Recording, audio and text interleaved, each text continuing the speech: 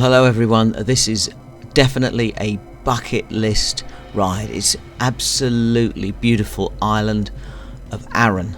Look at these sorts of roads. This is the long white road that stretches on for miles and miles. So definitely everybody should have a go at this. Where is Arran? Well, it's just off the west coast of Scotland, just above Ayr. Here you can see we get the Ardrossan to Brodick ferry, and then we just arrive at Brodick there on the right, and then we head up and we go anti-clockwise around the island, heading back at Blackwater Foot, and then across the centre of the island. It is so stunning. It's the easiest journey. You don't really need much talking through it. You'll see a little break there. That's because of the way Canute worked in the mountains, but there's a town there, and all the way around you've got towns, small towns, very small, and distilleries and everything you can want. So we started at the ferry, and here we are. We're just crossing the sea. It's just as much a part of the adventure as any other part, and the sea was pretty much like a mill pond. They say it can be bad at times, but we really enjoy sea crossings anyway. It brings you into the town of Brodick, and then you get started on the ride almost instantaneously, and you're out of the town of Brodick before you know what's happened. So in comes the ferry, and to show how popular it is, there were dozens of cyclists there. It's the thing to do. Most people go in the opposite direction from us, so they would go across the centre and then come back along the coast. Because of the time of day and the predicted weather, we decided that we were going to head north. So we were literally heading out of the ferry, and there are cars on the roads, but to be honest, not very many of them. And the reason why there's not very many of them is because, of course, they have to come across, and it's quite expensive on the ferry. Most of what you see, or a lot of what you see when you're out, is motorhomes. But we head down through this little park, really, and that's the official cycle track. So we're just following the cycle track as described with Canute, and then we're back on the road, and we soon leave the houses behind. So we're getting away from the main part of the town now, and we're back on the coast. The views are spectacular, not just across to the mainland, but look inland. You can see all these tall conifers. You can just about see the mountains. Look at the quality of the road surface that we've got here. There are a few potholes on this main road on the outside, but that soon changes because they're repairing all of the road surfaces here. But spectacularly quiet. There are some climbs, but they're not particularly onerous. Now on this bit, yes, the road is a little bit grumblier, but it's nothing in comparison with what we might get in Surrey. So we're now heading basically up the west coast. Motorhomes in every car park, because of course they don't have to pay if they're not going to fill up with anything, but there's not much in the way of traffic. So as we work our way gradually, slowly north, the skies did open a bit and we did get a bit of rain, but it's Scotland. You can expect rain on any day, no matter how much the sun seems to be shining or how much snow there appears to be on the ground. There's always something to see. Boats. That wasn't a real seal, that was a model somebody had put on the coast. But they look after their houses, they look after the town, and it's really pretty. Stay out of the middle of the road here. It seems to have been ground up a bit, but then all of a sudden it improves, and now we're heading off through the heathland that we've got here. So we're now in the park, and soon we'll get to the long white road.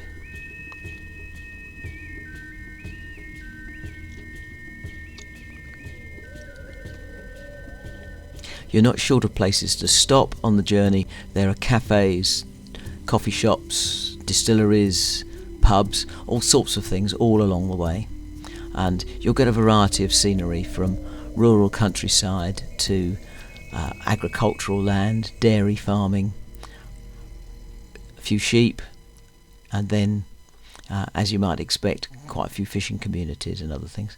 So we're mostly amongst bracken and gorse here, and heading out into what is rough hill grazing. We're on the white road, and you can see the white road just stretches on and on. You can even see it popping over the top of the hill ahead of you, right there. Beautiful bit of road.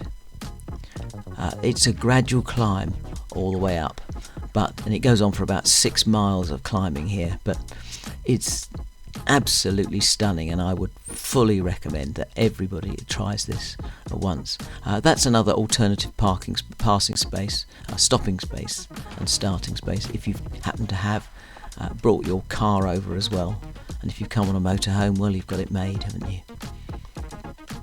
We would also recommend the southern route, and as I say, everybody else goes the other way round, but we wanted to see the countryside as it was, so quite stunning views around, and we continue ascending on the white road.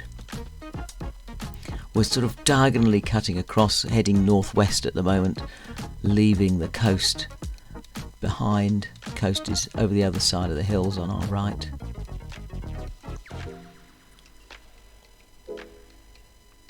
Looks like there's a lot of traffic, but I've got this sped up quite a lot.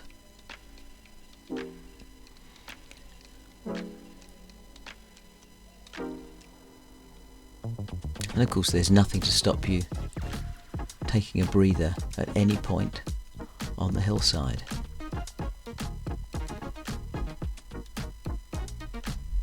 That's our lad up ahead.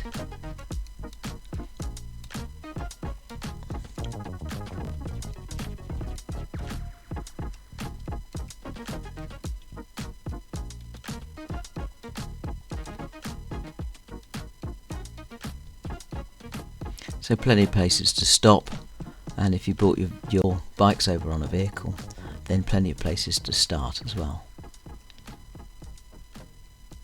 So the white road has blackened up now. Not that that's of any consequence to the ride, but makes it slightly harder to see in the distance as you go miles ahead. But we head round. It's gone white again. And now we're just browing the top of this hill, and very gradual incline here, and then we will start to drop down into the valley below.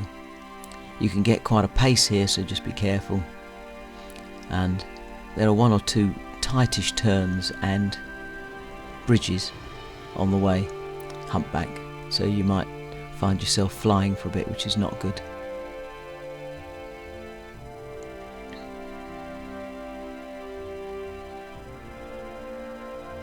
So we descend down through a small village. I think there was a distillery here as well. And then next thing you know, we've popped out the other side and we're now back at the coast.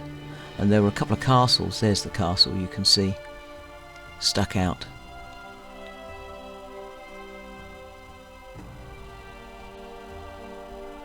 We did actually stop and have a little walk around, but I've edited that bit out. But we go past. It's great, it's so pretty. You can have a look at the boats, lots of things to look at, and off we go around the headland again.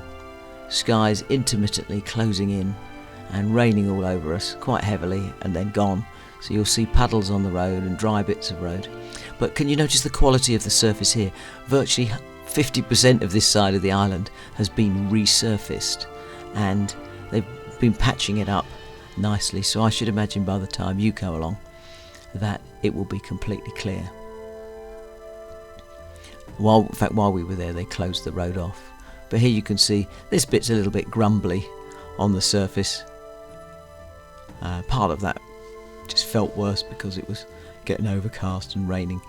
There occasionally Komoot will try and send you off a side road. Don't be tempted, because they suddenly turn precipitously up the side of a mountain. So follow the coast all the way around.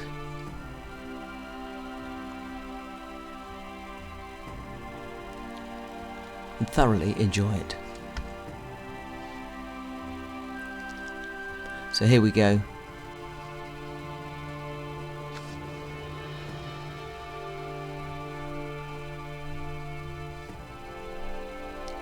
Not much to commentate on as we head our way round. We did actually stop at a couple of places just to have a cup of tea or a break.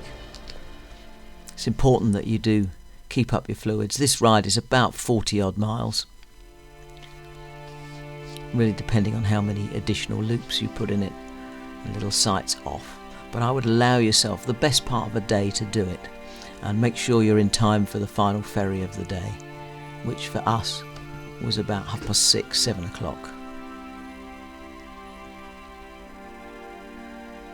So now entering another small village conurbation, and we did actually stop here and have a little look around.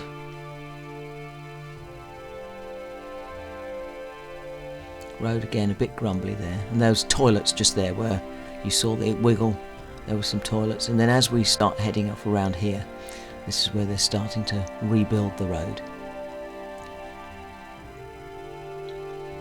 So it says road closed up ahead.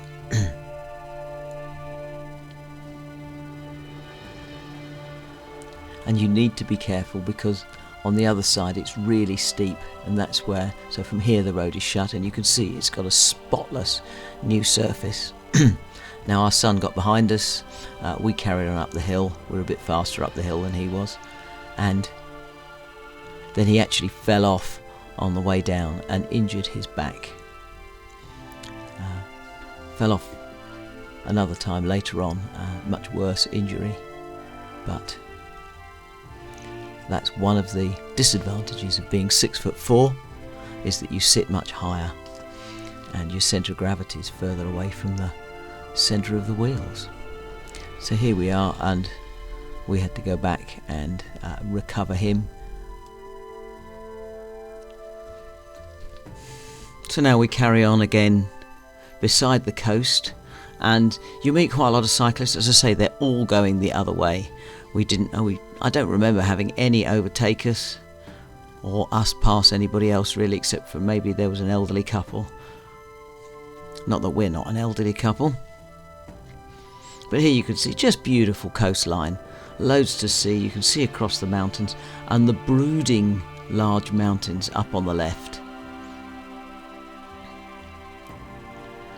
So we stay down by the coast, go over a couple of bridges, and we're really through farming community and the sort of sea boats and things like that until we start heading back inland. But again, road surface looks a little bit beaten up, but it's really not that bad. We're running 38 tyres, and 38s are more than adequate. I know some of you've got gravel bikes, but mostly we saw roadies working their way around. But even these days everybody has 28mm tyres, or maybe even larger. In my day, roadies had 23s, which by the way hurt like crazy every time you go over a bump. Wouldn't recommend it, pumping them up to 110 psi. Supposed to have been very fast, but I think current research says that you're better off having better compound tyres. So now we're just moving away from the coast a little bit. We've come inland, there's a bit of forestry on the outside, and yeah, you see some walkers. We're really into walking country now. There's quite a few, the equivalent of youth hostels around here, places to stop, and it's a Forestry Commission walking site with some spectacular views, but we just didn't have time to go and visit them. But if you are staying then this sort of central but western part of the coastline is quite spectacular and definitely worth spending some time in. I know we only went over for the day, but it's almost certainly, I think you could have a good 3 or 4 days over here without any trouble at all. Make it a week and you can get a bit of a rest between the hill climbs. So we're heading back up now, cutting diagonally just around the edge. The coast road doesn't actually go along the coast until we get back down to it here, and we drop down into the town. And this is where we stopped. We stopped there. There's a public toilet on that corner. And now at this point, we're turning around almost completely in reverse of where we've just been. And we're following back inland before we cut diagonally across the centre of the island. So from now on, really, until almost we get to the far end, it's just one long hill. But you can see some of the peaks rising up ahead of the things that we're going to have to tackle. So this is quite a steep hill climb. And I think this is why the climbers do it the other way round, because they'd rather have the steep bit first of all and then a long descent than the long ascent. But when you get into your mid-60s, do you know, we're allowed to go a little bit more leisurely.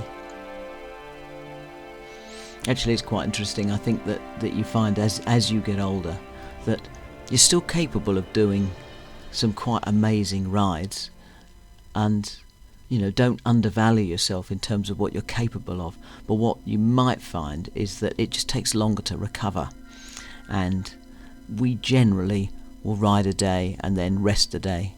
Although I say rest, we usually go on a 6 or 7 mile walk, but it just gives those cycling muscles a bit of a rest. So this road, pretty good quality.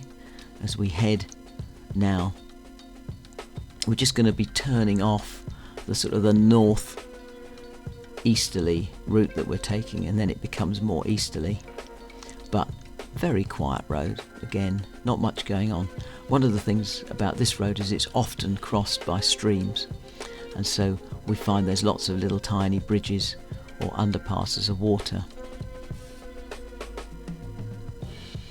Nearly all forestry along the boundary of where we're going, but doesn't make it any less beautiful.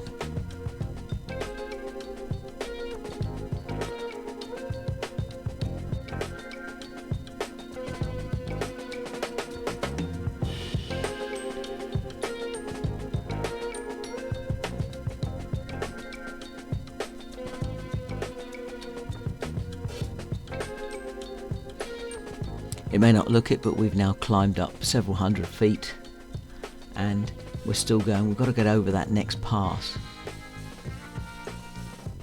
And still there are cyclists who are leaving. I'm not sure quite where they started from. They probably started not very far away from where we turned inland.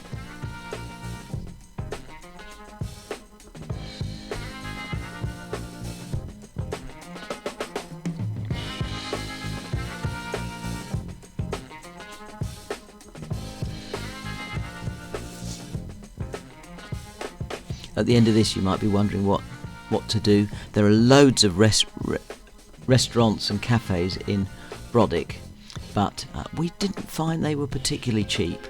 We just decided that we were going to have fish and chips, and all the best fish and chip places were shut. Here's another stream that we're looking at. I think it's a different one from the previous, unless I have got the bit of footage in the wrong place. But we carry on. Yeah, in terms of food, the best fish and chip shops were shut, and they weren't offering us a great deal of cheaper meals. And not that we're mean, but we're on a pension, and it all works out really expensive. So what we find is that it's, you know, we generally cook all our own meals. We bring our own cups of tea. We make our own sandwiches, and that keeps the journey much cheaper. You'll see the clothes we wear, they're meant to be yellow, but they're primrose because they've faded so much. But we do like our trips, and so we put the money into getting places, and you can see the quality here. Now we're heading back over the top now, down towards Brodick, and the ride is nearly over, and you just end up with this fabulous high-speed descent that just drops down into the town, but it gives you these incredible views on the way. Although the sun was still up, it was getting later in the evening now. We're sort of getting towards 6 o'clock, and it's the temperature's dropping quite a lot. But here we are entering the town, and you literally just work your way around to the harbour. The fish and chips place is near the harbour, right, virtually opposite. But we stopped here in the town, tried a few restaurants, couldn't afford them. So here is a summary of our route, so go onto our page. Please like and subscribe to us. You'll find all these rides here. I'll put this video up and link it through. Can you see export to GPS device on the right hand side? That will give you the opportunity to download the GPX file if you just want to make life easier, and we'll try and edit out all the side tracks and the bits and pieces that went wrong. But thank you for joining us. Do comment down below if you think that this is a great ride and something you'd like to try. Do click that like button, but again, we'd love you to subscribe, because that way, and if you hit the notification button, the little the bell icon, then we can let you know as to other rides that are coming up. Now, we've got a really lovely ride coming up later on around Lockard, so we look forward to seeing you then, and join us for many more rides. Thank you very much, and bye for now.